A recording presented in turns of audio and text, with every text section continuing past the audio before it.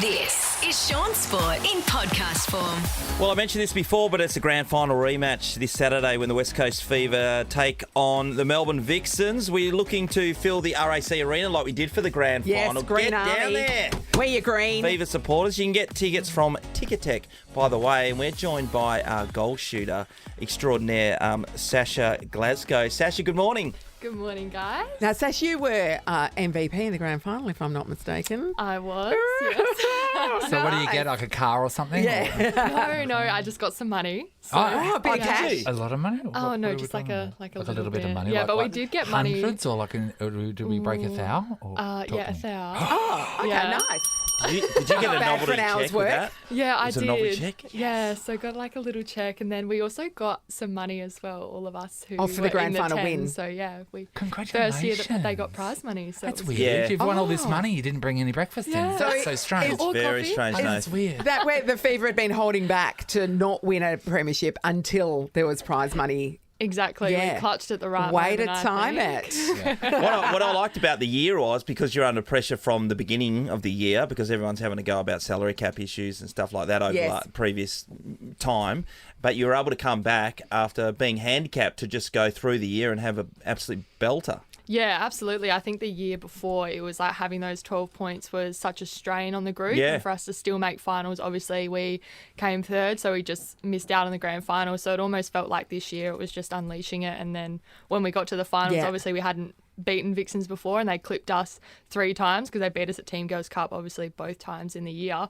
And then when we beat them the first time and we went straight through to the grand final, we Yeah. couldn't believe it. It was, surreal. So good. And obviously that was a new coach as well. Dan Ryan replaced Stacey Marinkovic after she got the national gig. And so, different styles. What's it like? Dan's Adapting. great. Yeah. Stacey obviously was a part of the club for 7 years. Yeah. She had such a great legacy, and obviously the girls still speak so highly of her. And Yeah. I think in sport, it's such a rare moment where a coach actually goes onto succession, and Yep. it's not, I guess, like bad blood Yeah. or anything. Yeah. It's really positive. She got a great better opportunity. offer. Yeah, exactly. Yeah. She got a better offer. if there was if they were both drowning in the sea and there was a boat and you could only fit one of them on there, which one would it be? Yeah. Just for the record. Who's on the door at the end of Titanic? I'd say Dan because he got us a premiership. Bye, Stacey. And also, Dan's the current coach, so looking after. The first thing I said to you when you walked in is, "I love a tall woman." How tall are you? I am 6'2". Brilliant. I think it's amazing. Is it that your whole family is everyone tall? Yeah, Dad's pretty tall, Mum's above average, and I've got 3 sisters that are also tall and a brother that's, probably a little bit taller than me. So you're one of 5 then, Sash? Yeah, I'm the 4th, so Okay. 1 of 5. I've got 3 older sisters, and they tell me that everything that they've taught me, it's from them. So Yeah, Of course, no doubt. Super I didn't get there on my own. competitive. Are you sorry, now. Go, Shaun. Are you Go, a Shaun. sporting family, all these kids? Yeah, sporting family. My sister likes to think that she was a little bit different. She did Irish dancing, but obviously. How tall is she? She's like 6'2" as well. so- Wow. 6'2". Irish dancer. I don't know. There's I know, a you little can't limbs picture flying it. around. can you? Well, not It's too arms. much for me. Jeez, mate, she'd wipe out the first row when she kicked her leg. So you're a goalie, and which means you play in the circle with Janelle Fowler, who you must feel tiny compared to her because she's significantly taller. Oh, she is so tall. And Yeah. then people always come up to me and they're like, oh, we didn't actually realise you were that tall because you just look so short. And I was like, no, she is 6'6". She Yeah. is Yeah, we've amazing. had her in here before, and Oh. she is a dominant presence. Did she It's duck her amazing. head, or? Pretty much. It's amazing. God, Yeah. people don't realise though. What does it do for travelling when you have to like sit in economy and stuff like that? Is it like that must? I always think about that. Yeah, we're lucky. We get like a few of us who are super tall. We get exit row. So That's yeah. good going. All Yeah. the You need centre that. court players are down the back. Yeah, the centre court players are like back in row 29. So, no, They're eating the vegetarian option because there's no meat by the time that they're they back get near the served. toilets. Yeah. Sash, everyone says that the key to your game is being you're the master of the super shot.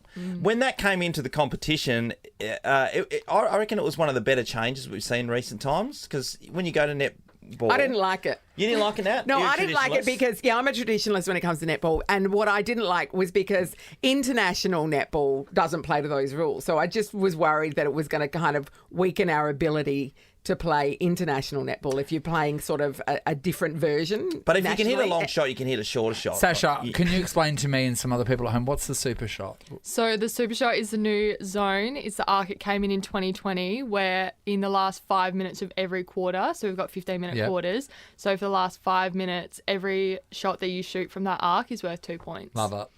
And she bangs them in, mate. She's Dare I dropping them said like it. a hot. It's the change netball needed.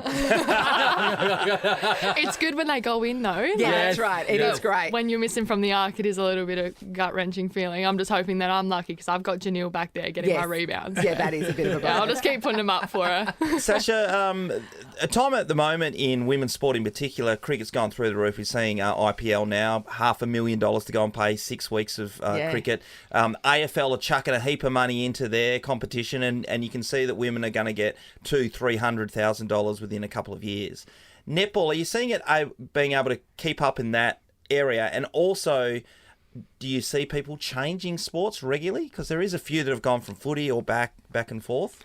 Yeah, we're definitely seeing like a lot of our young girls. So we obviously have like a West Coast Fever club. So we like to really integrate those younger athletes. And it's really important for us because that's the age where we're losing them now. So I guess there's only 80 professional spots in Australia. A lot of those as well aren't just filled by Australians. It's internationals. It's, you know, wanting to be the best league in the world. So you've got to get the best players from every country. But I guess that sees the opportunity for young Australian girls to, I guess, see hundreds of spots on a AFLW list. So, just trying to catch them early. We've got a couple of young girls that do cross-code at the moment. So I guess... Well, Ash Brazel's the obvious one who played at West the Fever for a while. She flits between the two. I know. It's extraordinary. She does it very naturally. People ask me, I'm pretty terrible at footy, so I'll just stick to netball. Yeah. But a lot of those young girls that we've got at the moment, they're quite versatile and they do the same as Ash. And I mean, when you've got someone like Ash to look up to, the girls obviously think that they can do both, but a lot of the time they're getting taken to AFLW, so it's important for us to keep showing them that there's a pathway for them in netball and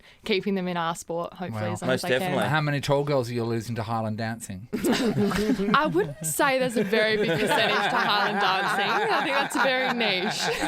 The tall girl division of the Highland dancing competition. Sash, is there any pressure on you guys this year to try to back it up? Yeah, I think, well, every year it's like the team that wins the grand final, they automatically become the hunted and, you know, you want to be the team that knocks off the premiers. So I think for us it's just taking each week by week and knowing that we are going to be that hunted team. People have, you know, probably dug into our game a little bit more this year and seeing different techniques and what we do, our different combinations. But for us, it's just making sure that we stick to our game. And you've got the secret weapon, the old stager, Nat Medhurst, back in the fold. Yeah. Extraordinary. I know, 39 years old and doesn't look like Two she's missed a kids. beat, to be honest. Yeah, 2 kids. One's only 11 months. Yeah. And she came back and played Team Girls Cup and, just in awe of her. So I watched her when I was little because she played for the Thunderbirds. And then... Oh, how does that go when you rolled that out to her? I actually told her, I was like, I've watched you growing up. So it was a little bit of a pinch me moment. But Is it sort of like that's having amazing. Helen Mirren on your team? Yeah, a little bit. She's so great, though. What an athlete. I know. Oh, she's Helen so Mirren, good. I mean. Helen Mirren, and you know what? She's a great actress too. She is. Sasha, really appreciate your time coming in. Good luck to the Fever this season. Hopefully you can go back to back. Started off already with the Team Girls Cup victory. Playing the Melbourne Vixens this weekend. Get behind the girls. Come in anytime, mate. Love to chat. Yeah, you're great. You're a Thank joy. you. Sasha. Just going to quickly wrap things up with the Waffle and South Fremantle Football Club are in hot water. There's been an investigation. They've had a deep dive into their financials. Oh dear. And seen that in 2021 that they overspent by about $25,000. And the Waffle is not much money, as you know. I'd say because $25,000 doesn't seem too much really in the scheme of things. Player payments probably worth, possibly 2 good players, and that's the difference between being successful or not. That's kind of sad, isn't it? $12,500 for a good player. Probably, yeah. God, maybe it's one. I could afford to hire one to do yard work. Well, you're super wealthy, so yeah. Oh, really? I've only got one property. Maybe you should get in the yard work on your fifth. Really? Yeah. Yeah. Interesting. No, I do. You're on realestate.com every 5 seconds about the bloody... making cash offers. I want to take you on so badly. I really do. You know that. I've got a lot And of you're gonna bullets keep loaded in going. the gun. You're going to keep Don't you going. worry, mate.